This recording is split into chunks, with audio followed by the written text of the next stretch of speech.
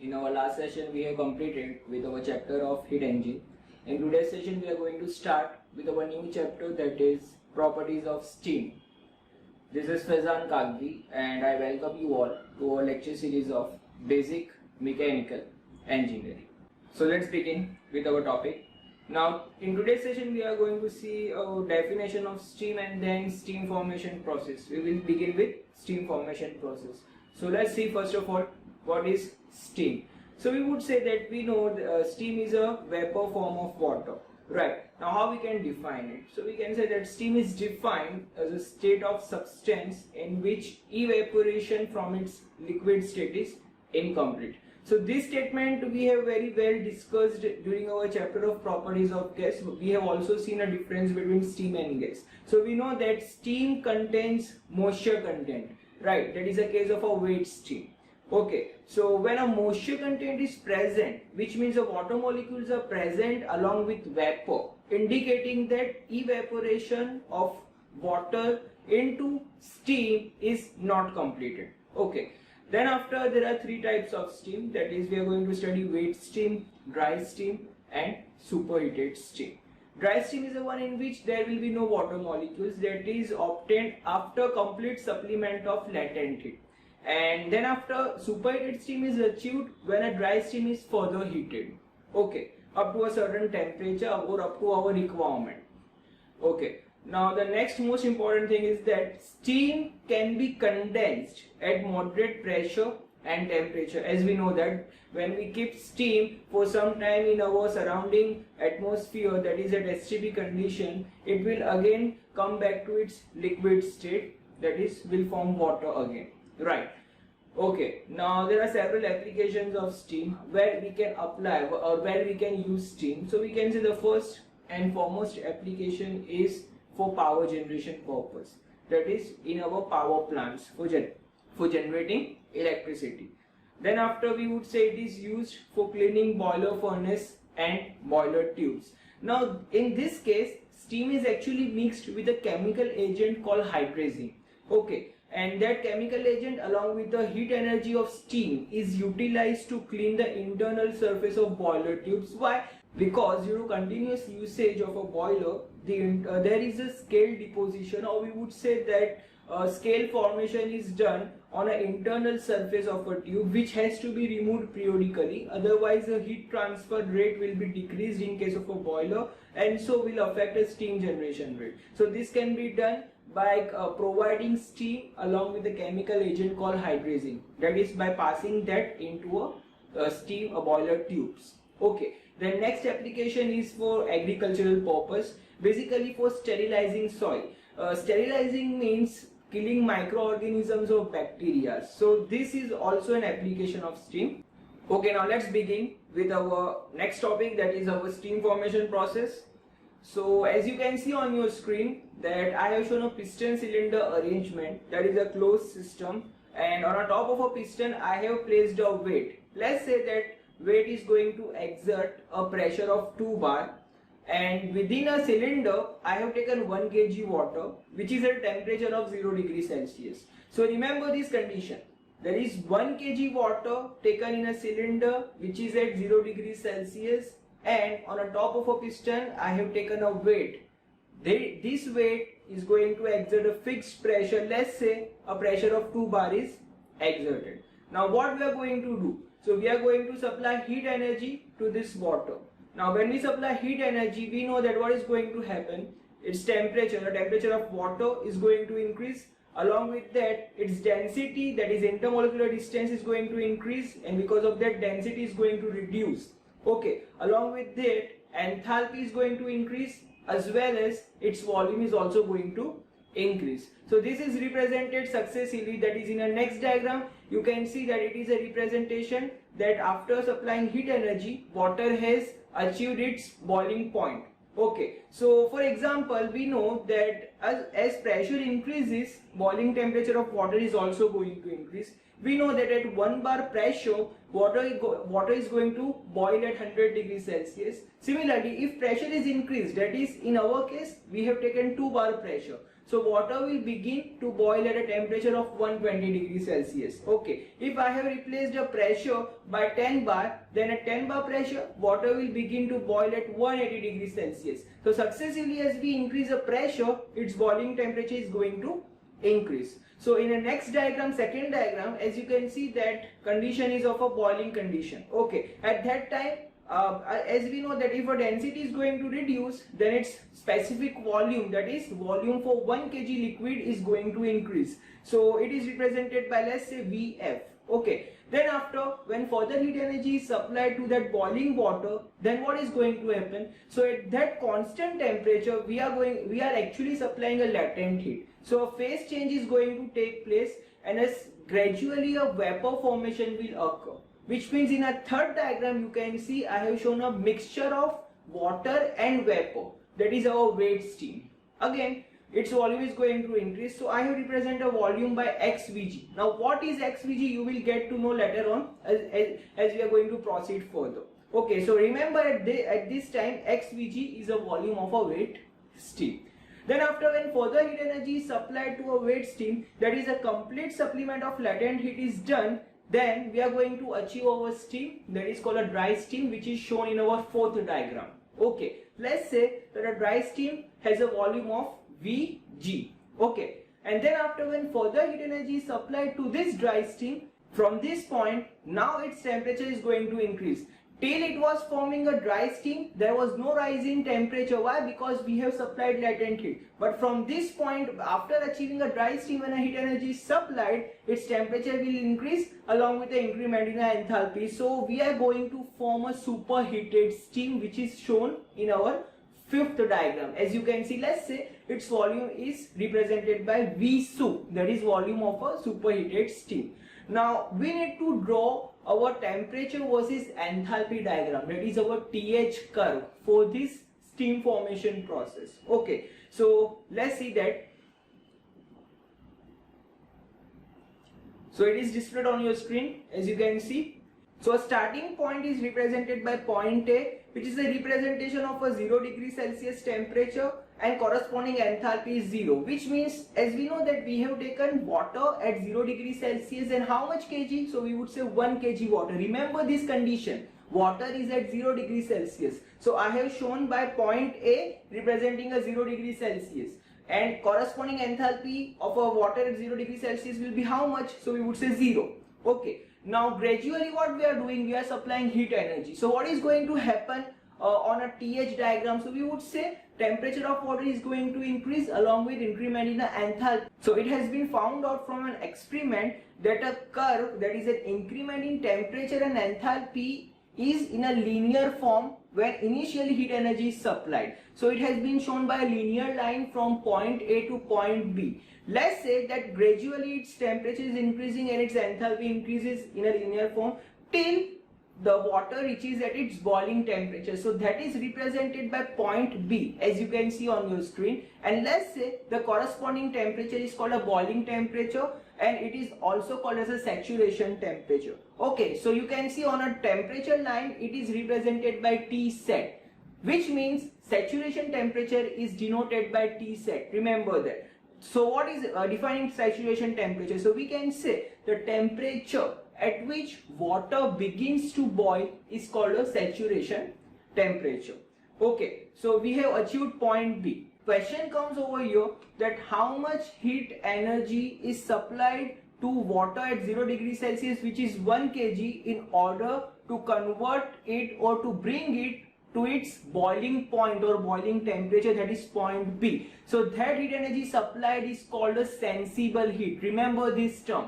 Okay, so how we can determine that? So we can determine by making use of a difference in enthalpy that we will see. So let's say that at point B the corresponding enthalpy is HF. So you can see on your screen I have represented it by HF. Okay, now how we can determine this sensible heat? So we need to do a mathematical formulation for that. Okay, so as you can see on your screen, that equation is displayed. As we know that our system is a closed system, that is piston cylinder arrangement. So for that we can apply first law of thermodynamics. Okay, so that is our Q is equal to delta U plus W. Now from this equation what we can obtain? So see carefully. Can I say work done is pressure into change in volume, right? So I have written P into V2 minus V1 plus delta U means change in internal energy, which means U2 minus U1. Now arranging the terms, so see carefully, I have arranged the term U2 plus PV2, okay, minus U1 plus PV1.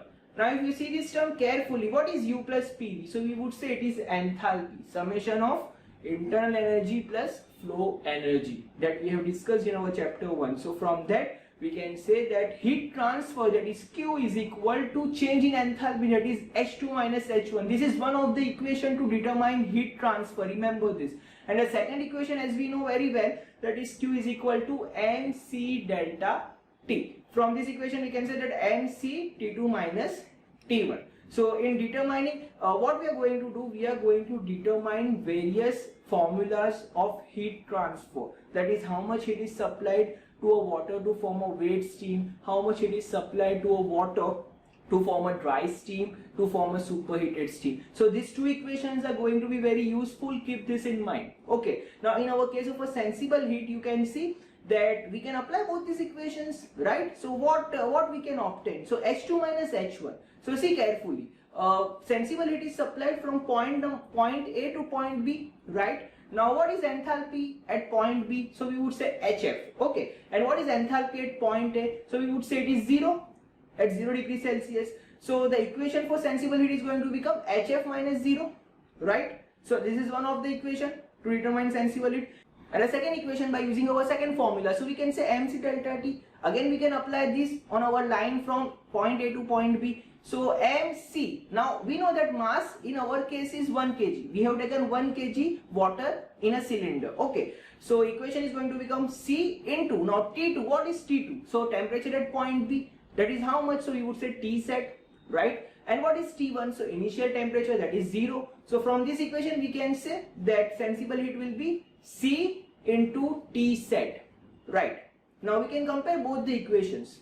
So this we are going to see in our next slide. Okay, so let's proceed further.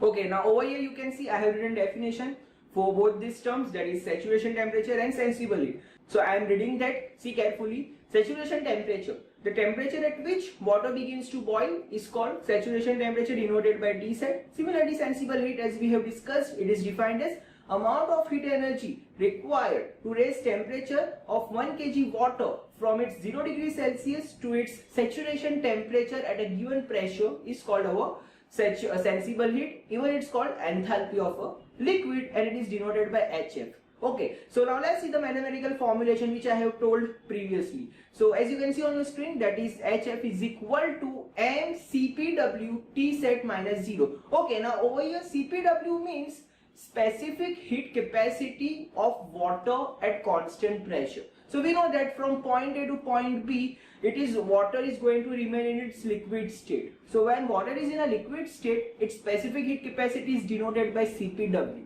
Okay, so this is one of the equations, CpW T set. Now we have arrived at point B, that is a point at which water is going to boil. Okay, so we would say that at point B water is in 100% liquid state. From this point it is going to form a vapor. Remember this case.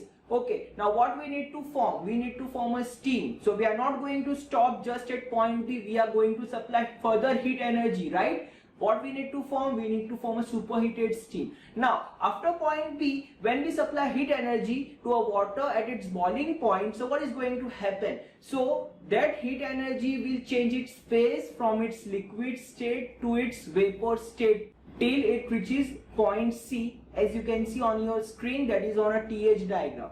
Okay, so this heat energy which is supplied to form a dry steam is called a latent heat. So you can see the definition of latent heat: the heat which is being supplied, which does not show any rising temperature but changes its phase from a liquid state to a vapor state, is called latent heat, and it is denoted by HFG. Now we need to find that heat energy, right? So how we can do that? So you can see I have written a formula, HFG. It is denoted by HFG. So it is equal to how much? So C, we can apply the same formula, Q is equal to H2 minus H1, right? So as you can see that enthalpy at point C is how much? So we would say I have denoted by Hg, and at point B it is denoted by Hf. So we can take a difference according to our equation H2 minus H1, right? So it is written Hg minus Hf. Okay. Now we cannot apply over here second formula, that is Q is equal to mc delta T. Why? Because in this case, while supplying a latent heat, there is no rise in temperature, which means by using a second formula, it will show that heat transfer is zero. But actually we have supplied that heat energy. What that heat energy has done? So it has changed its phase. So even a second name of latent heat is a hidden heat. Okay, remember that, hidden heat. And a third name is called enthalpy of evaporation. Why evaporation? Because while supplying this heat energy, liquid is vaporizing. Okay, it is converting into a steam. So it is called enthalpy of evaporation. So we have seen three names: latent heat, hidden heat, and enthalpy of evaporation. Now in the next, as you can see, I have written enthalpy for dry steam. Okay, so based on this, how question can be formed? So we can say, determine that how much heat energy is supplied to water which is at 0 degrees Celsius in order to form a dry steam. Again repeating a question, how much heat energy is supplied to water at 0 degrees Celsius in order to form a dry steam? So from point A to point C, right? So how much is from A to B? So we would say it is HF. That is, first of all, we need to supply sensible heat, we need to boil the water.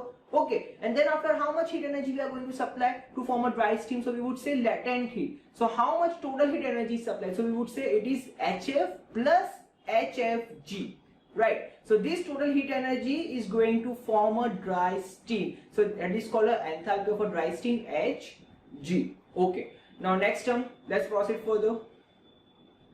Now we need to determine enthalpy of a wet steam, which is denoted by small h. Okay, now how we can do that? So as the name itself suggests, that wet steam, which means it is a combination of water molecules and a dry steam. Now think about it, where a wet steam we can achieve. So we would say between point B and point C, right?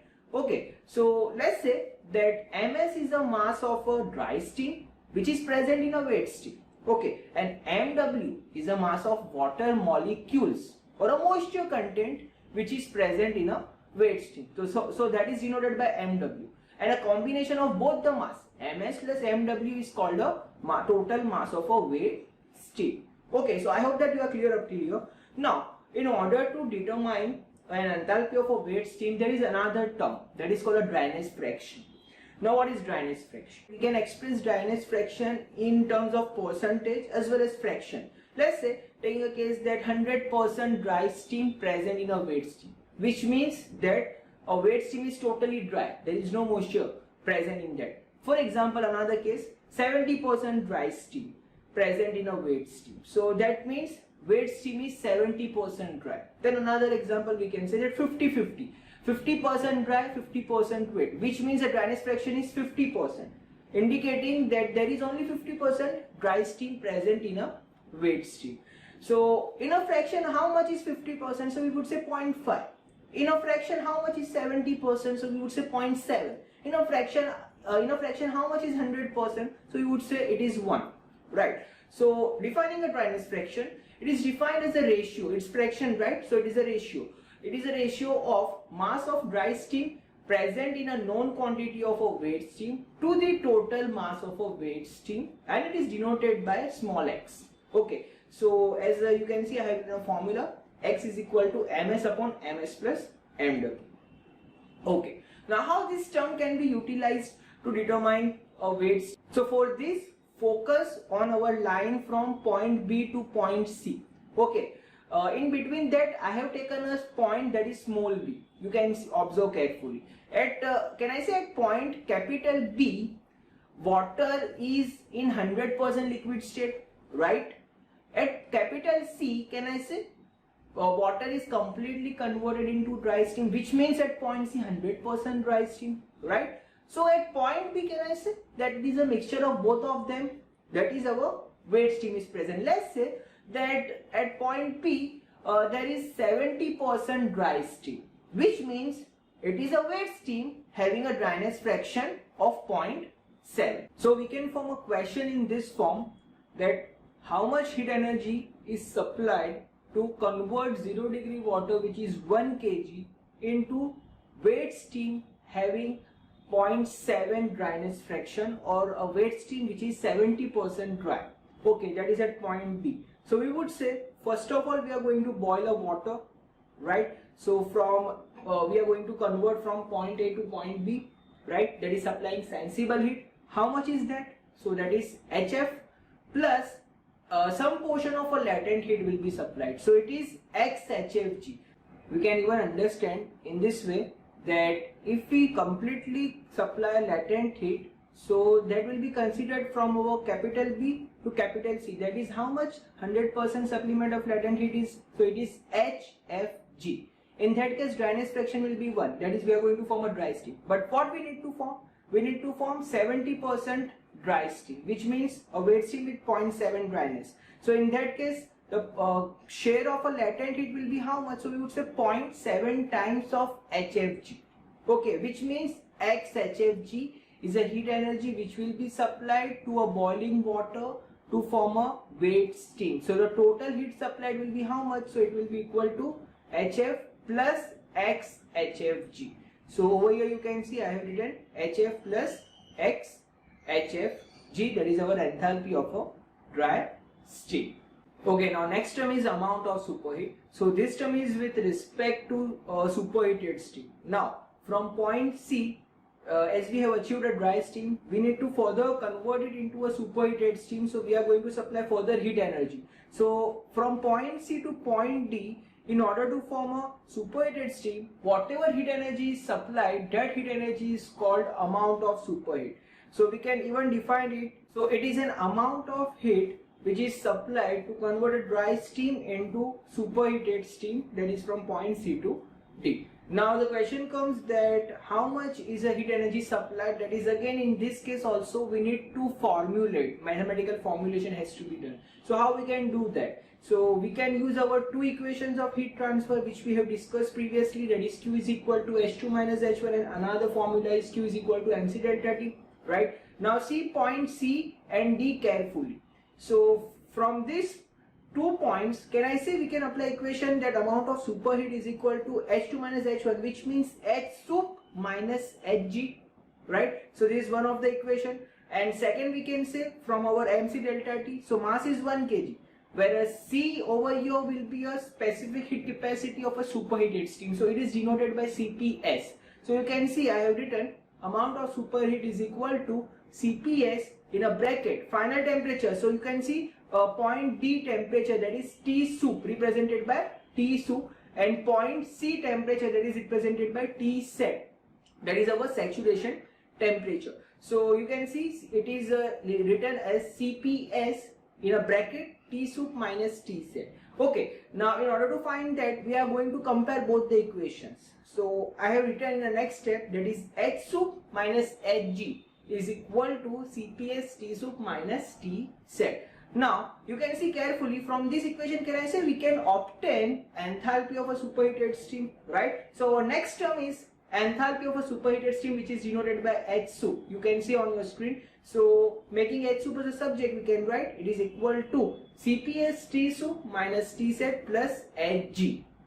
Okay, so based on this equation, a question can be asked that how much heat energy you can supply to 0 degree Celsius water in order to convert it into a superheated steam. So first of all, you will say we are going to boil water, which means first of all sensible heat will be supplied, that is how much? So you would say HF. Then what we are going to do? Then we are going to convert that boiling water into a dry steam. So how much heat energy? So latent heat will be supplied, that is how much? So HFG. So HF plus HFG, so we have arrived at point C, that is Hg has been supplied. Okay, so you can see in your equation that Hg is already taken, plus extra is how much? So extra is the amount of superheat from point C to point D, that is our CPS T sup minus T set. So this is our equation of enthalpy of a superheated steam. Okay guys, So in today's session we are keeping up till here. We will continue with this topic of steam formation process in our next session. Till then, stay tuned and thank you all.